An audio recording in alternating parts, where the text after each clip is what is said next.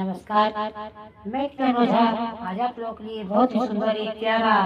अवधी भाषा में बेटी विवाह गीत लेके आई हूँ। आप लोग को कैसा लगे प्लीज लाइक करिए, सब्सक्राइब करिए और हमारे चैनल श्रद्धा के मधुर लोकगीत को आप लोग फुल सपोर्ट करिए। एक दिन बेटी हो खेलन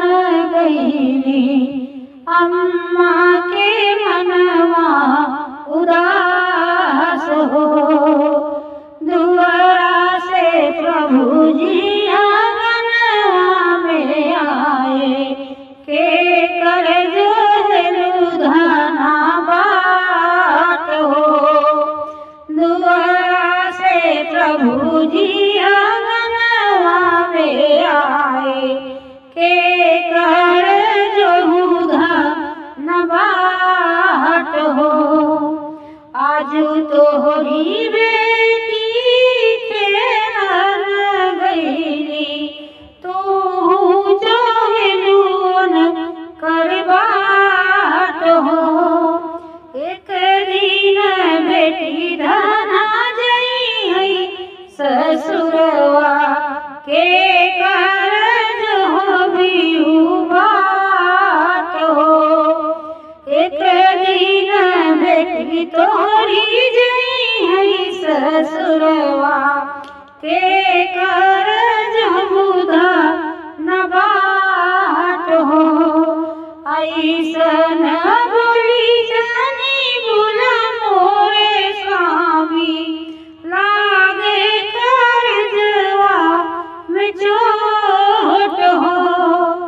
के करा के गोदिया सुतैब मोरे स्वामी,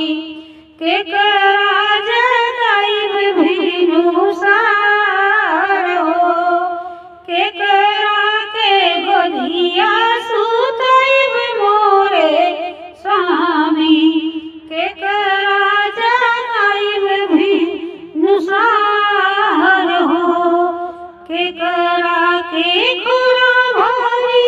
दूधवा पियाइब, के करा से कहब दिल के बात हो, रामा रसैया से निकलली बहुआ, सुना सासु अरज हमार हो, रामा रसैया से निकलली बहुआ, सुना सासु अरज हमार हो, हमारे के गुलिया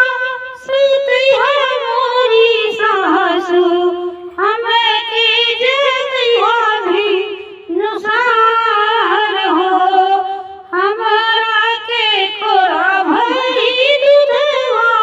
पियैहा, हमें से कहिया दिल के बात हो, हमारा के खोरा भरी दूधवा पियैहा, हमारा से करी दिल के बात हो। ऐसन बोली तू हो बोली मोरी बहुआ, सुनतई जिया जड़ी जाई हो, बेटी के सरधा बहुआ नाही पूरी है, उलटई दी है जवाब हो, बेटी के सरधा बहुआ नाही पूरी है, उलटई दी है जवाब हो। राधे कृष्णा, जय श्री कृष्ण।